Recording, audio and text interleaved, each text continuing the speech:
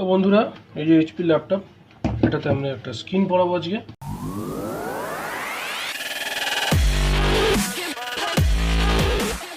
এই হচ্ছে স্ক্রিন।